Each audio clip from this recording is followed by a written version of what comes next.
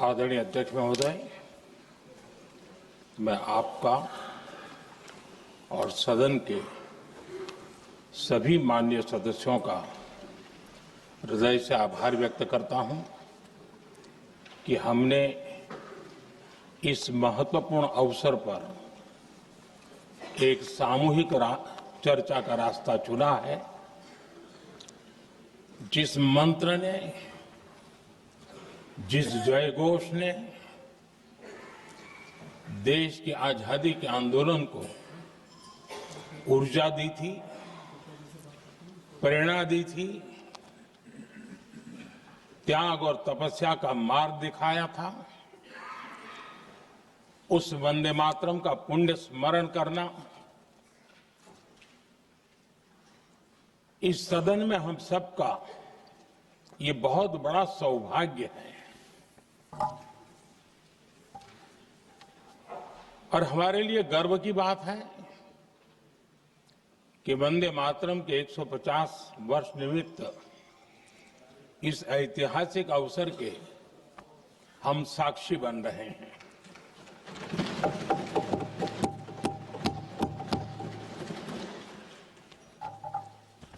एक ऐसा कालखंड जो हमारे सामने इतिहास की अनगिनत घटनाओं को अपने सामने लेकर के आता है। ये चर्चा सदन की प्रतिबद्धता को तो प्रकट करेगी, लेकिन आने वाली पीढ़ियों के लिए भी, दर पीढ़ी के लिए भी ये शिक्षा का कारण बन सकती है, अगर हम सब मिलकर के इसका सदुपयोग करें तो। आदरणीय अध्यक्ष जी, एक ऐसा कालखंड है जब इतिहास के कई प्रेरक अध्याय फिर से हमारे सामने उजागर हुए हैं। अभी अभी हमने हमारे संविधान के 75 वर्ष गौरवपूर्वक मनाए हैं। आज देश सरदार वल्लभ भाई पटेल की और भगवान बिरसा मुंडा की 150वीं जयंती भी मना रहा है। और अभी अभी हमने गुरु तेग बहादुर के 350वां बलिदान दिवस भी मनाया। और आज हम वंदे मातरम की 150 वर्ष निमित्त सदन की एक सामूहिक ऊर्जा को, उसकी अनुभूति करने का प्रयास कर रहे हैं। वंदे मातरम 150 वर्ष की यात्रा अनेक पड़ावों से गुजरी है, लेकिन आदरणीय अध्यक्ष जी, वंदे मातरम का जब 50 वर्ष हुए तब देश गुलामी में जीने के लिए मजबूर था। और वंदे मातरम के 100 साल हुए तब देश आपातकाल की जंजीरों में जकड़ा हुआ था।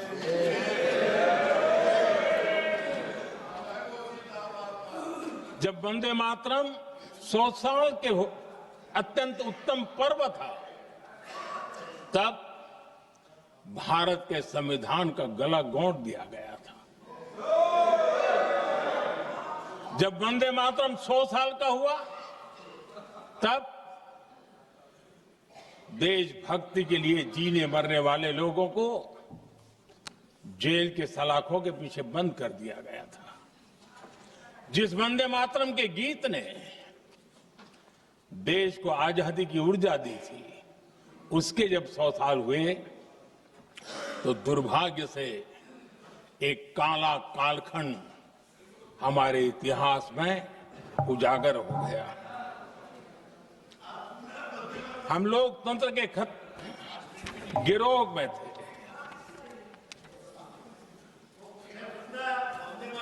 आदरणीय अध्यक्ष जी, 150 वर्ष उस महान अध्याय को, उस गौरव को पुनः स्थापित करने का अवसर है और मैं मानता हूं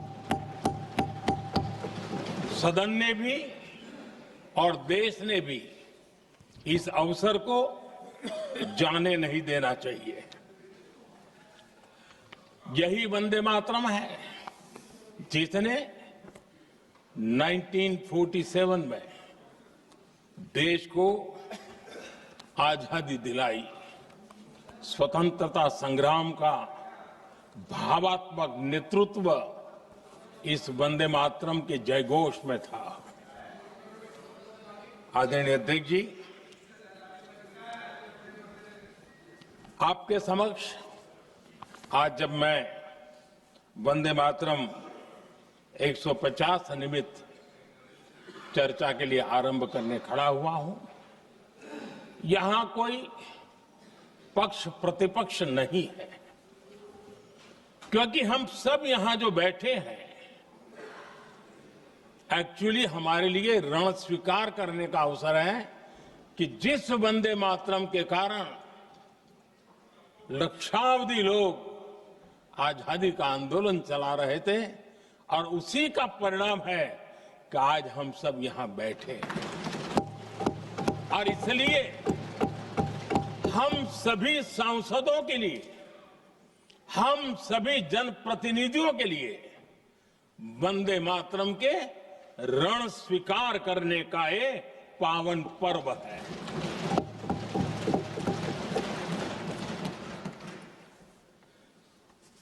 और इससे हम प्रेरणा लेकर के वंदे मातरम की जिस भावना ने देश की आजादी का जंग लड़ा,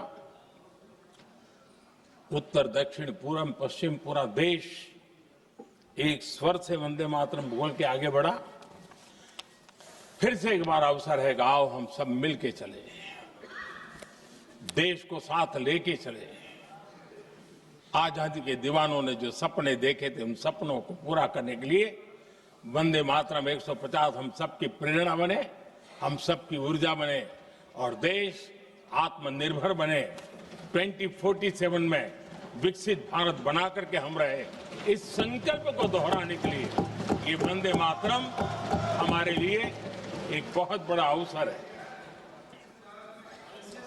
आदरणीय अध्यक्ष जी, दादा तबीयत तो ठीक है ना? नहीं, कभी कभी इस उम्र में हो जाता है। आदरणीय अध्यक्ष जी, वंदे मातरम की इस यात्रा की शुरुआत बंकिम चंद्र जी ने 1875 में की थी और गीत ऐसे समय लिखा गया था जब 1857 के स्वातंत्र संग्राम के बाद अंग्रेज सल्तनत बौखलाई हुई थी, भारत पर भांति भांति के दबाव डाल रही थी, भांति भांति के जुल्म कर रही थी और भारत के लोगों को मजबूर किया जा रहा था अंग्रेजों के द्वारा। और उस समय उनका जो राष्ट्रीय गीत था, गॉड सेव द क्वीन, इसको भारत में घर घर पहुंचाने का एक षड्यंत्र चल रहा था। ऐसे समय बंकिम दा ने चुनौती दी और ईंट का जवाब पत्थर से दिया और उसमें से वंदे मातरम का जन्म हुआ।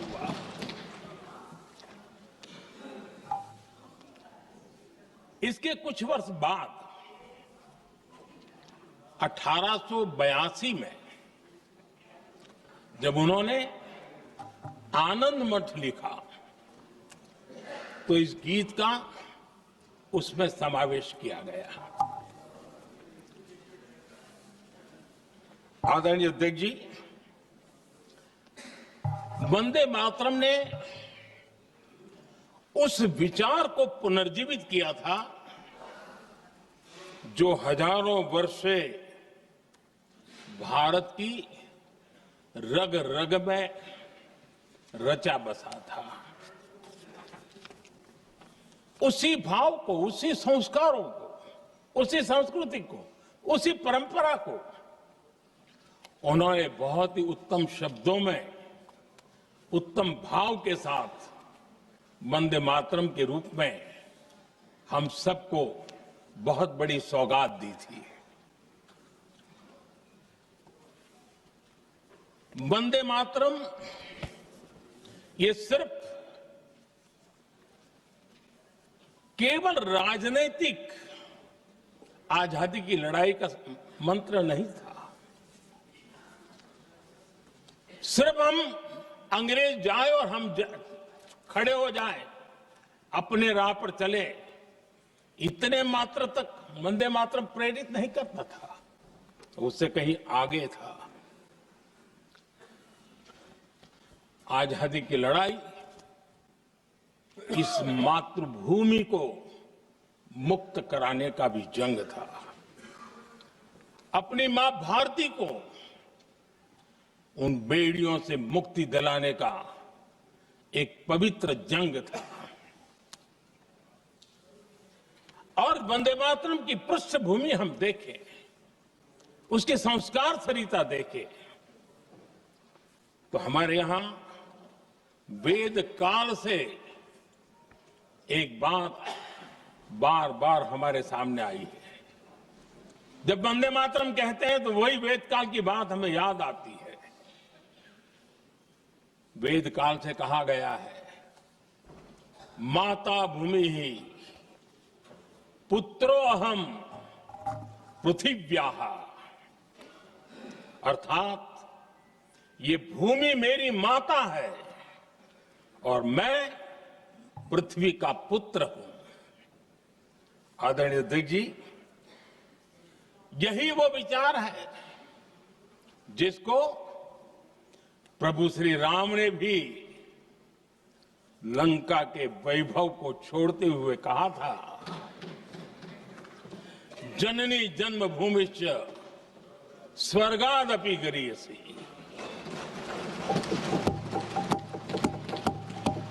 वंदे मातरम यही महान सांस्कृतिक परंपरा का एक आधुनिक अवतार है। आदरणीय अध्यक्ष जी, बंकिम दा ने जब वंदे मातरम की रचना की तो स्वाभाविक ही वो स्वतंत्रता आंदोलन का स्वर बन गया। पूरब से पश्चिम, उत्तर से दक्षिण, वंदे मातरम हर भारतीय का संकल्प बन गया। इसलिए वंदे मातरम की स्तुति में लिखा गया था, मातृभूमि स्वतंत्रता की वेदिका पर मदोमय, मातृभूमि स्वतंत्रता की वेदिका पर मोदमय, स्वार्थ का बलिदान है यह शब्द है वंदे मातरम। है सजीवन मंत्र भी यह विश्व विजयी मंत्र भी, शक्ति का आह्वान है यह शब्द वंदे मातरम। उष्ण शोणित से लिखो, वक्षस्थली को चीरकर, वीर का अभिमान है यह शब्द वंदे मातरम। आदरणीय अध्यक्ष जी, कुछ दिन पूर्व जब वंदे मातरम 150 का आरंभ हो रहा था तो मैंने उस आयोजन में कहा था, वंदे मातरम हजारों वर्ष की सांस्कृतिक ऊर्जा भी थी, उसमें आजादी का जज्बा भी था और आजाद भारत का विजन भी था। अंग्रेजों के उस दौर में एक फैशन हो गई थी भारत को कमजोर, निकम्मा, आलसी, कर्महीन, इस प्रकार भारत को जितना नीचा दिखा सके ऐसी एक फैशन बन गई थी। और उसमें हमारे यहां भी जिन्होंने तैयार किए थे वो लोग भी वही भाषा बोलते थे। तब बंकिम दा ने उस हीन भावना को भी झकझोरने के लिए और सामर्थ्य का परिचय कराने के लिए वंदे मातरम के भारत के सामर्थ्यशाली स्वरूप को प्रकट करते हुए आपने लिखा था, तम ही दुर्गा दश प्रहरण धारिणी, कमला कमल दल विहारिणी, वाणी विद्या दायिनी, नमामि त्वाम नमामि कमलाम, अमलाम अतुलाम, सुजलाम सुफलाम, मातरम वंदे मातरम। अर्थात भारत माता ज्ञान और समृद्धि की देवी भी है और दुश्मनों के सामने अस्त्र शस्त्र धारण करने वाली चंडी भी है। अध्यक्ष जी, ये शब्द, ये भाव, ये प्रेरणा गुलामी की हताशा में हम भारतीयों को हौसला देने वाले थे। इन वाक्यों ने तब करोड़ों देशवासियों को यह एहसास कराया कि लड़ाई किसी जमीन के टुकड़े के लिए नहीं है। ये लड़ाई सिर्फ सत्ता के सिंहासन को कब्जा करने के लिए नहीं है। ये गुलामी की बेड़ियों को मुक्त कर हजारों साल की महान जो परंपराएं थी, महान संस्कृति, जो गौरवपूर्ण इतिहास था, उसको फिर से पुनर्जन्म कराने का संकल्प इसमें था।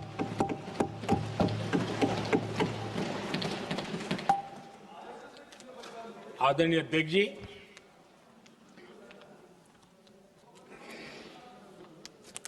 वंदे मातरम, इसका जो जन जन से जुड़ाव था, ये हमारे स्वतंत्र संग्राम की एक लंबी गाथा अभिव्यक्त होती है। आदरणीय अध्यक्ष जी, जब भी जैसे किसी नदी की चर्चा होती है, चाहे सिंधु हो, सरस्वती हो, कावेरी हो, गोदावरी हो, गंगा हो, यमुना हो,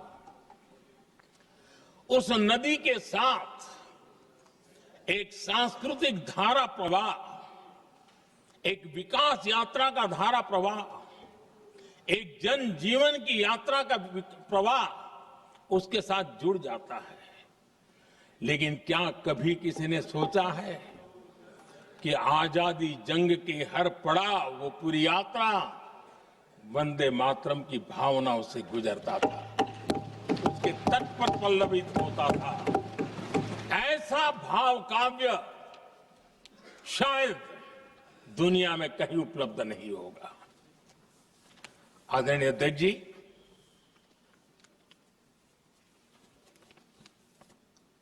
अंग्रेज समझ चुके थे कि 1857 के बाद लंबे समय तक भारत में टिकना उनके लिए मुश्किल लग रहा था। और जिस प्रकार से वो अपने सपने लेकर के आए थे, तब उनको लगा कि जब तक भारत को बांटेंगे नहीं, जब तक भारत को टुकड़ों में नहीं बांटेंगे, भारत में ही लोगों को एक दूसरे से लड़ाएंगे नहीं, तब तक यहां राज करना मुश्किल है। और अंग्रेजों ने बांटो और राज करो इस रास्ते को चुना और उन्होंने बंगाल को इसकी प्रयोगशाला बनाया,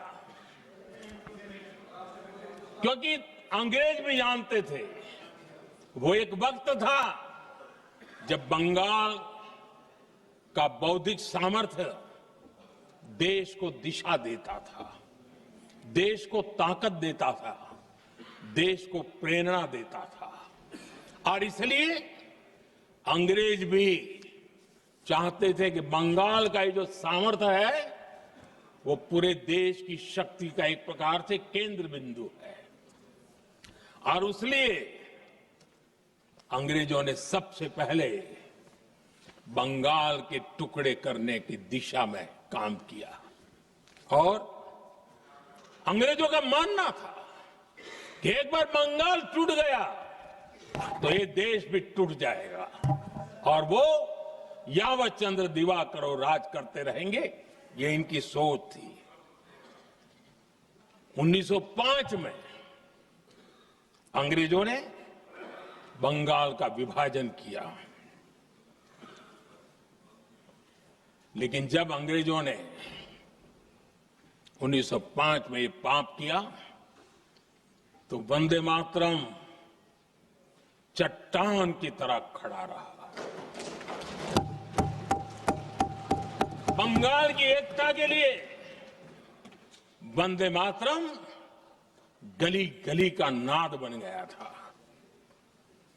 और वही नारा प्रेरणा देता था। अंग्रेजों ने बंगाल विभाजन के साथ ही भारत को कमजोर करने के बीच और अधिक बोने की दिशा पकड़ ली थी, लेकिन वंदे मातरम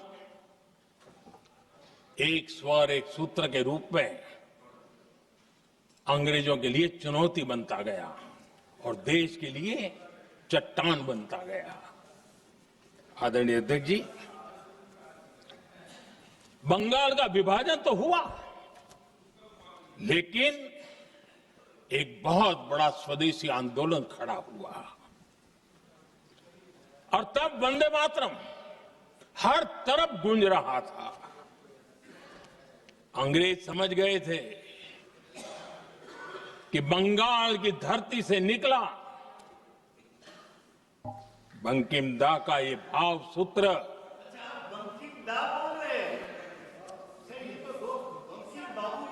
बंकिम बाबू बोले। अच्छा, thank you thank you thank you thank you thank you, आपकी भावनाओं के लिए मैं आदर करता हूं। बंकिम बाबू ने थैंक यू दादा, थैंक यू। हाँ, आपको तो दादा कह सकता हूं ना, वरना उसमें भी आपको इतराज हो जाएगा। बंकिम बाबू ने ये जो भाव विश्व तैयार किया था, उनके भाव गीत के द्वारा उन्होंने अंग्रेजों को हिला दिया और अंग्रेजों ने देखिए कितनी कमजोरी होगी और इस गीत की ताकत कितनी होगी। अंग्रेजों ने उसको कानूनी रूप से प्रतिबंध लगाने के लिए मजबूर होना पड़ा था। गाने पर सजा, छापने पर सजा, इतना ही नहीं वंदे मातरम शब्द बोलने पर भी सजा, इतने कठोर कानून लागू कर दिए गए थे।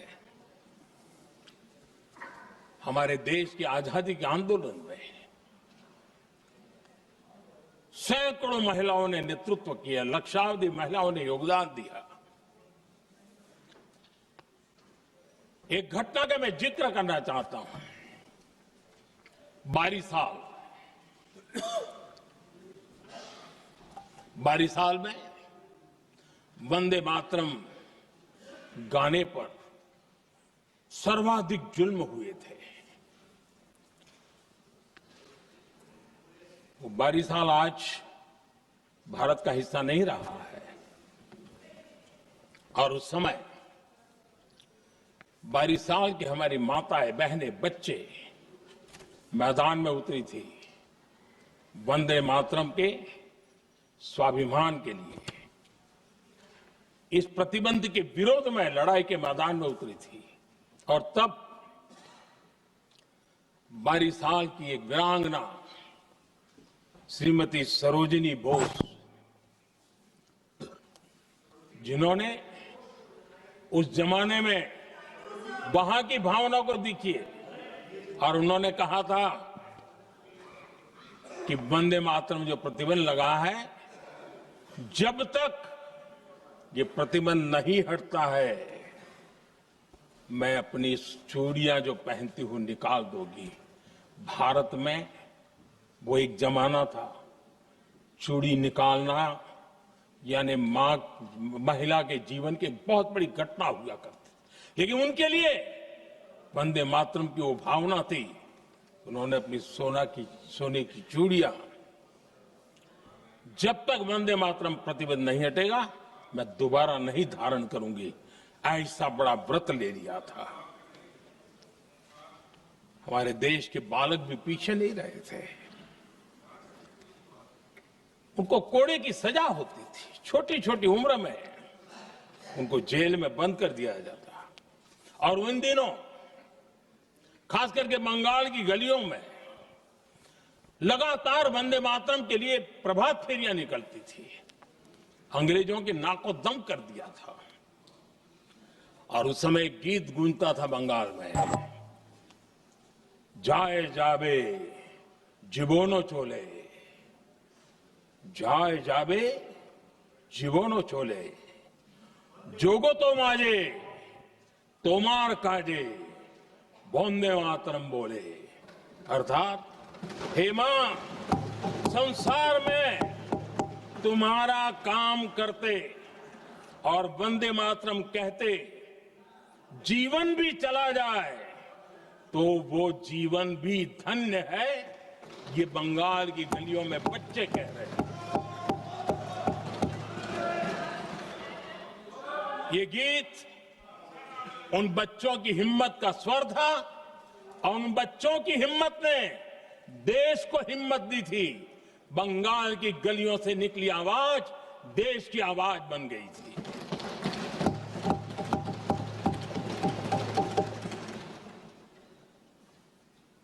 उन्नीस 1905 में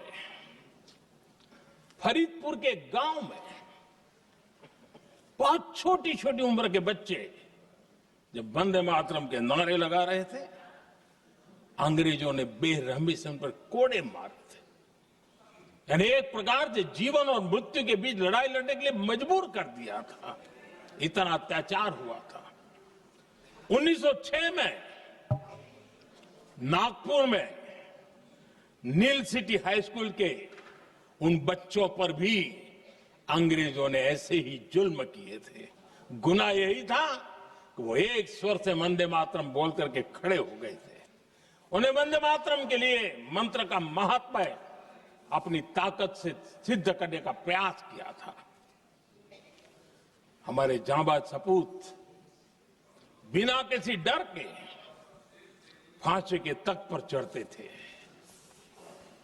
और आखिरी सांस तक वंदे मातरम, वंदे मातरम, वंदे मातरम, यही उनका भाव घोष रहता था। खुदीराम बोस, मदनलाल ढींगरा, राम प्रसाद बिस्मल, अशफाक उल्लाह खान, रोशन सिंह, राजेंद्र नाथ लाहिड़ी, रामकृष्ण विश्वास, अनगिनत जिन्होंने वंदे मातरम कहते कहते फांसी के फंदे को अपने गले पर लगाया था। लेकिन देखिए, ये अलग अलग जेलों में होता था, अलग अलग इलाकों में होता था। प्रक्रिया करने वाले चेहरे अलग थे, लोग अलग थे, जिन पर जुल्म हो रहा था उनकी भाषा भी अलग थी, लेकिन एक भारत श्रेष्ठ भारत, इन सब का मंत्र एक ही था, वंदे मातरम।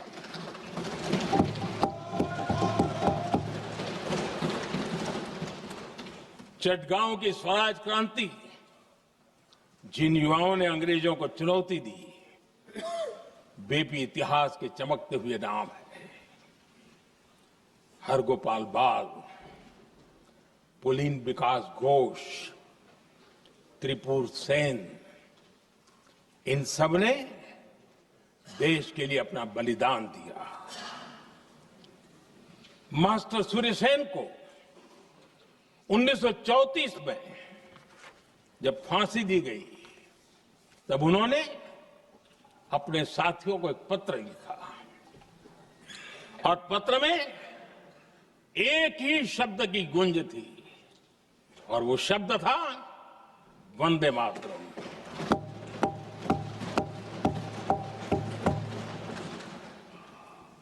आदरणीय अध्यक्ष जी, हम देशवासियों को गर्व होना चाहिए। दुनिया के इतिहास में कहीं पर भी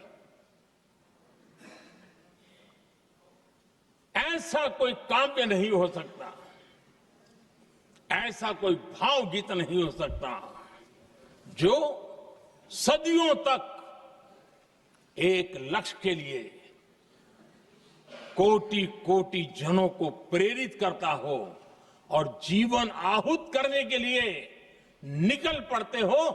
दुनिया में ऐसा कोई भावगीत नहीं हो सकता जो वंदे मातरम। पूरे विश्व को पता होना चाहिए कि गुलामी के कालखंड में भी ऐसे लोग हमारे यहां पैदा होते थे जो इस प्रकार के भावगीत की रचना कर सकते थे। ये विश्व के लिए अजूबा है, हमें गर्व से कहना चाहिए, तब दुनिया भी मानना शुरू करेगी। ये हमारी स्वतंत्रता का मंत्र था, ये बलिदान का मंत्र था, ये ऊर्जा का मंत्र था, ये सात्विकता का मंत्र था, ये समर्पण का मंत्र था, ये त्याग और तपस्या का मंत्र था, संकटों को सहने का सामर्थ्य देने का ये मंत्र था, और वो मंत्र वंदे मातरम था। और इसलिए गुरुदेव रविंद्रनाथ टैगोर ने लिखा था, उन्होंने लिखा था, एकी सूत्रे बांधी आछी सोहोस्टोटी मौन, एक ही कार्य सौंपी आछी सहस्त्र जीवन, वंदे मातरम। अर्थात एक सूत्र में बंधे हुए सहस्त्र मन, एक ही कार्य में अर्पित सहस्त्र जीवन, वंदे मातरम। ये रविंद्रनाथ टैगोर जी ने लिखा। आदरणीय अध्यक्ष जी, उसी कालखंड में वंदे मातरम की रिकॉर्डिंग दुनिया के अलग अलग भागों में पहुंची और लंदन में जो क्रांतिकारियों की एक प्रकार से तीर्थ भूमि बन गया था, वो लंदन का इंडिया हाउस, वीर सावरकर जी ने वहां वंदे मातरम गीत और वहां ये गीत बार बार गूंजता था। देश के लिए जीने मरने वालों के लिए वो एक बहुत बड़ा प्रेरणा का अवसर रहता था। उसी समय बिपिन चंद्र पाल और महर्षि अरविंद घोष, उन्होंने अखबार निकाले, उस अखबार का नाम भी उन्होंने वंदे मातरम रखा। यानी डगर डगर पर अंग्रेजों की नींद हराम करने के लिए वंदे मातरम काफी हो जाता था और इसलिए उन्होंने इस नाम रखा। अंग्रेजों ने अखबारों पर रोक लगा दी तो मैडम भिकाजी कामा ने पेरिस में एक अखबार निकाला और उसका नाम उन्होंने वंदे मातरम रखा। आदरणीय अध्यक्ष जी, वंदे मातरम ने भारत को स्वावलंबन का रास्ता भी दिखाया। उस समय माचिस की डिबिया, मैच बॉक्स, वहां से लेकर के बड़े बड़े शिप, उस पर भी वंदे मातरम लिखने की परंपरा बनी और बाहरी कंपनियों को चुनौती देने का एक माध्यम बन गया, स्वदेशी का एक मंत्र बन गया। आजादी का मंत्र स्वदेशी के मंत्र की तरफ विस्तार होता गया। आदरणीय अध्यक्ष जी, मैं एक और घटना का जिक्र भी करना चाहता हूं। 1907 में जब वीओ चिदम्बरम पिल्लाई उन्होंने स्वदेशी कंपनी का जहाज बना तो उस पर भी लिखा था वंदे मातरम।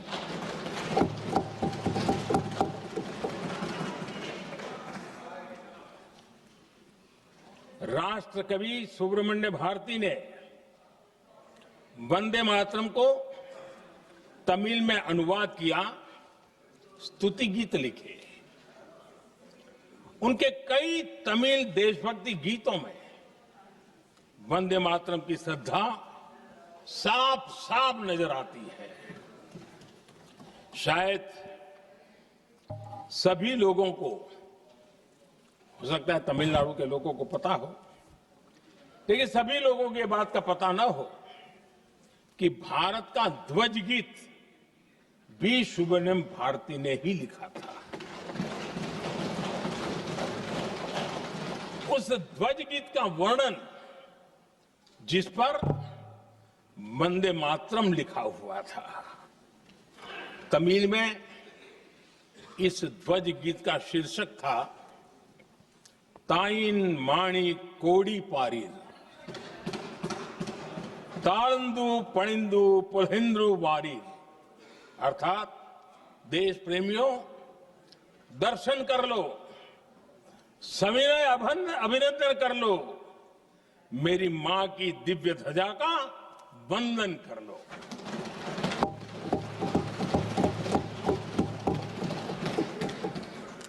आदरणीय अध्यक्ष महोदय, मैं आज इस सदन में वंदे मातरम पर महात्मा गांधी की भावनाएं क्या थी वो भी रखना चाहता हूं। दक्षिण अफ्रीका से प्रकाशित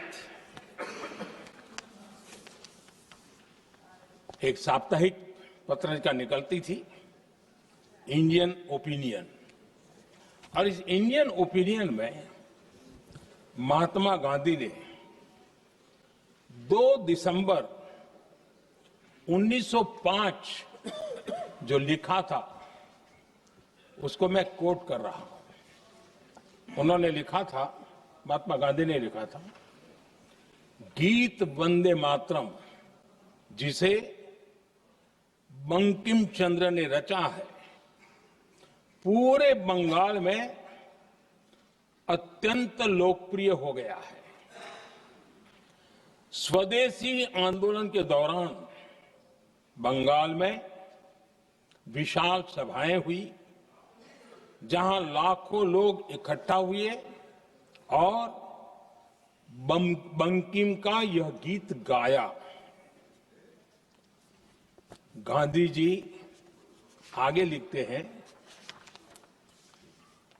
ये बहुत महत्वपूर्ण है।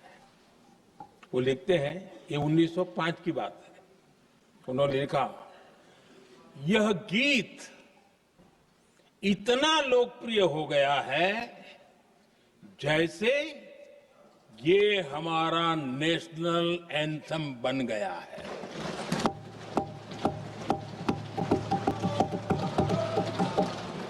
इसकी भावनाएं महान है और यह अन्य राष्ट्रों के गीतों से अधिक मधुर है। इसका एकमात्र उद्देश्य हम में देशभक्ति की भावना जगाना है। यह भारत को मां के रूप में देखता है और उसकी स्तुति करता है। अध्यक्ष जी, जो वंदे मातरम 1905 में महात्मा गांधी को नेशनल एंथम के रूप में दिखता था, देश के हर कोने में, हर व्यक्ति के जीवन में जो भी देश के लिए जीता जानता, देश के लिए जागता था, उन सब के लिए वंदे मातरम की ताकत बहुत बड़ी थी। वंदे मातरम इतना महान था, जिसकी भावना इतनी महान थी, तो फिर पिछली सदी में इसके साथ इतना बड़ा अन्याय क्यों हुआ?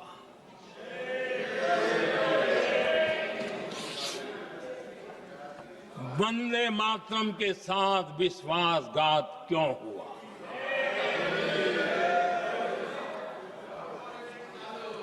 ये अन्याय क्यों हुआ? वो कौन सी ताकत थी जिसकी इच्छा खुद पूज्य बापू की भावनाओं पर भी भारी पड़ गई, जिसने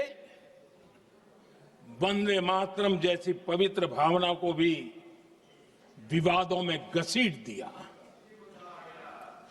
मैं समझता हूं कि आज जब हम वंदे मातरम के 150 वर्ष का पर्व मना रहे हैं, चर्चा कर रहे हैं, तो हमें उन परिस्थितियों को भी हमारी नई पीढ़ियों को जरूर बताना हमारा दायित्व है, जिससे के वजह से वंदे मातरम के साथ विश्वासघात किया गया।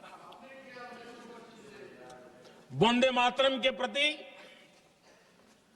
मुस्लिम लीग की विरोध की राजनीति तेज होती जा रही थी। मोहम्मद अली जिन्ना ने लखनऊ से 15 अक्टूबर 1937 को वंदे मातरम के विरुद्ध का नारा बुलंद किया। फिर कांग्रेस के तत्कालीन अध्यक्ष जवाहरलाल नेहरू को अपना सिंहासन डोलता दिखा। बजाय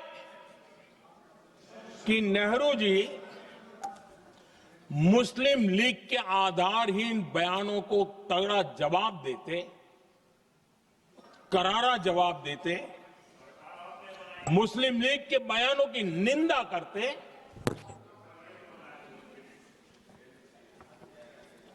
और वंदे मातरम के प्रति खुद की भी और कांग्रेस पार्टी की भी निष्ठा को प्रकट करते हैं।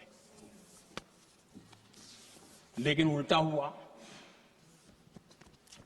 वो ऐसा क्यों कर रहे, वो तो पूछा ही नहीं, न जाना, लेकिन उन्होंने वंदे मातरम की ही पड़ताल शुरू कर दी। जिन्ना के विरोध के 5 दिन बाद ही 20 अक्टूबर को नेहरू जी ने नेताजी सुभाष बाबू को चिट्ठी लिखी। उस चिट्ठी में जिन्ना की भावना से नेहरू जी अपनी सहमति जताते हुए कि वंदे मातरम की, ये जो उन्होंने सुभाष बाबू को लिखा है, वंदे मातरम की आनंद मठ वाली पृष्ठभूमि मुसलमानों को इरिटेट कर सकती है। मैं नेहरू जी का कोट पढ़ता हूं। नेहरू जी कहते हैं, मैंने वंदे मातरम गीत का बैकग्राउंड पढ़ा है। नेहरू जी फिर लिखते हैं, मुझे लगता है कि ये जो बैकग्राउंड है, इससे मुस्लिम भड़केंगे। साथियों, इसके बाद कांग्रेस की तरफ से बयान आया कि 26 अक्टूबर से कांग्रेस कार्य समिति की एक बैठक कोलकाता में होगी, जिसमें वंदे मातरम के उपयोग की समीक्षा की जाएगी। बंकिम बाबू का बंगाल, बंकिम बाबू का कोलकाता, और उसको चुना गया और वहां पर समीक्षा करना तय किया। पूरा देश हतप्रभ था, पूरा देश हैरान था। पूरे देश में देशभक्तों ने इस प्रस्ताव के विरोध में देश के कोने कोने में प्रभात फेरियां निकाली, वंदे मातरम गीत गाया। लेकिन देश का दुर्भाग्य कि 26 अक्टूबर को कांग्रेस ने वंदे मातरम पर समझौता कर लिया।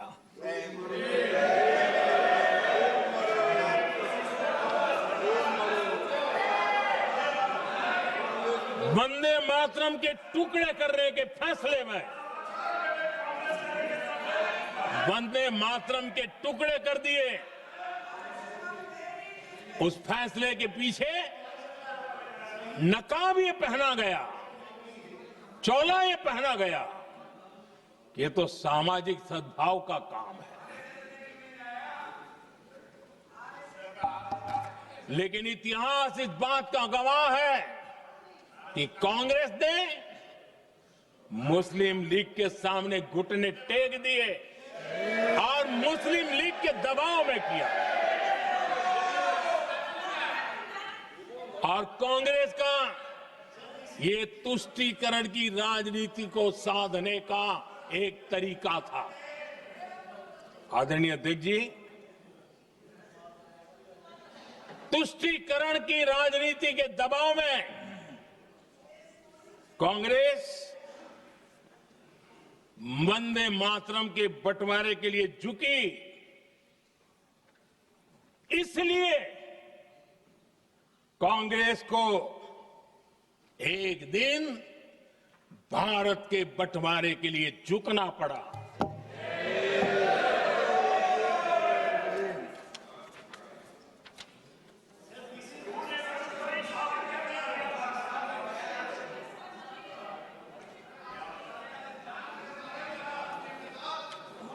मुझे लगता है कांग्रेस ने आउटसोर्स कर दिया है।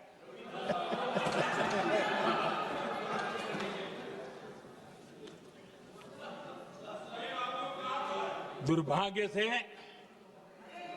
कांग्रेस की नीतियां वैसी की वैसी थी है, और इतना ही नहीं, आईएनसी चलते चलते एमएमसी हो गया है।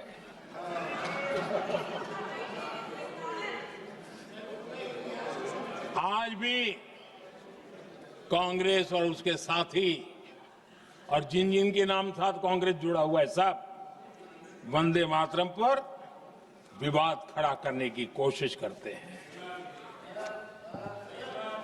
आदरणीय अध्यक्ष महोदय, किसी भी राष्ट्र का चरित्र, उसकी जीवटता,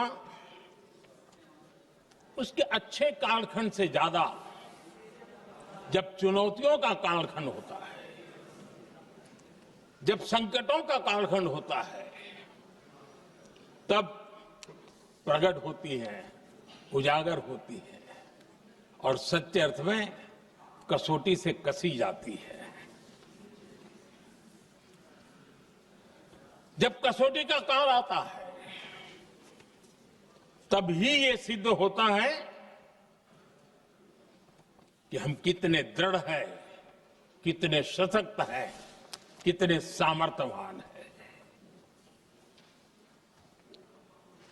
1947 में देश आजाद होने के बाद देश की चुनौतियां बदली, देश की प्राथमिकताएं बदली, लेकिन देश का चरित्र, देश की जीवटता वही रही, वही प्रेरणा मिलती रही। भारत पर जब जब संकट आए, देश हर बार वंदे मातरम की भावना के साथ आगे बढ़ा।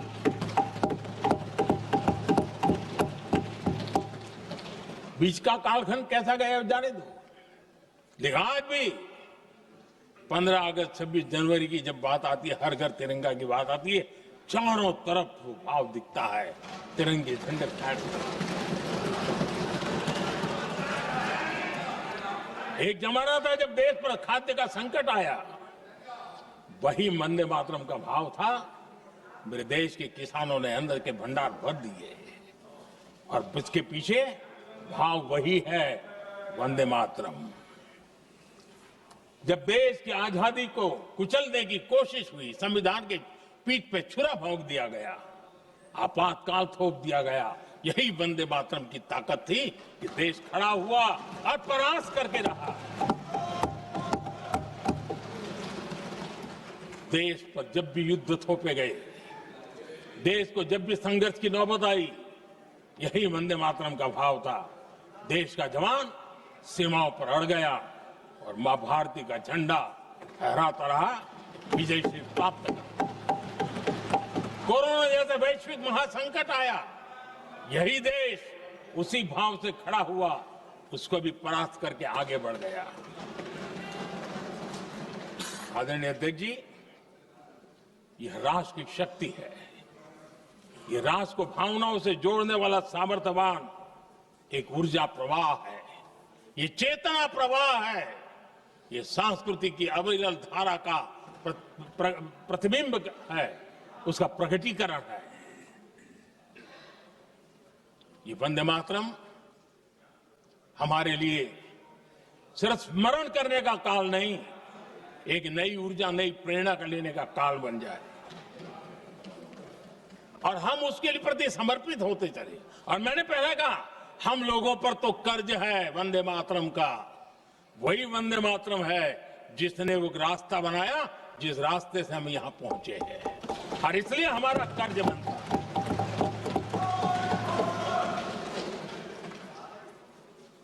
भारत हर चुनौतियों को पार करने में सामर्थ है। वंदे मातरम के भाव की वो ताकत है। वंदे मातरम ये सिर्फ गीत या भावगीत नहीं, ये हमारे लिए प्रेरणा है। राष्ट्र के प्रति कर्तव्यों के लिए हमें झकझोरने वाला काम है और इसलिए हमें निरंतर इसको करते रहना होगा। हम आत्मनिर्भर भारत का सपना लेकर के चल रहे हैं, इसको पूरा कर रहा है। वंदे मातरम हमारी प्रेरणा है। हम स्वदेशी आंदोलन को ताकत देना चाहते हैं। समय बदला होगा, रूप बदले होंगे, लेकिन पूज्य गांधी ने जो भाव व्यक्त किया था, उस भाव की ताकत आज भी मौजूद है और वंदे मातरम हमें जोड़ता है।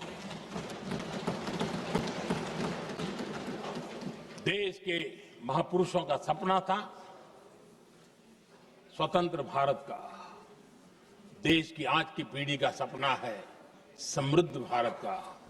आजाद भारत का सपने को सिंचा था वंदे भारत की भावना है, वंदे मातरम की भावना ने। समृद्ध भारत के सपने को सिंचेगा वंदे मातरम की भावना। उसी भावना को लेकर के हमें आगे चलना है और हमें आत्मनिर्भर भारत बनाना। 2047 में देश विकसित भारत बन के रहे। अगर आजादी के 50 साल पहले कोई आजाद भारत का सपना देख सकता था, तो 25 साल पहले हम भी तो समृद्ध भारत का सपना देख सकते हैं, विकसित भारत का सपना देख सकते हैं और इस सपने के लिए अपने आप को खपा भी सकते हैं। इसी मंत्र, इसी संकल्प के साथ वंदे मातरम हमें प्रेरणा देता रहे। वंदे मातरम का हम ऋण स्वीकार करें, वंदे मातरम की भावना को लेकर के चले, देशवासियों को साथ लेकर के चले, हम सब मिलकर के चले, इस सपने को पूरा करें। इसी एक भाव के साथ ये चर्चा का आज आरंभ हो रहा है। मुझे पूरा विश्वास है कि दोनों सदनों में देश के अंदर वो भाव भरने वाला कारण बनेगा, देश को प्रेरित करने वाला कारण बनेगा, देश की नई पीढ़ी को ऊर्जा देने का कारण बनेगा। इन्हीं शब्दों के साथ आपने मुझे अवसर दिया, मैं आपका बहुत बहुत आभार व्यक्त करता हूं। बहुत बहुत धन्यवाद। वंदे मातरम।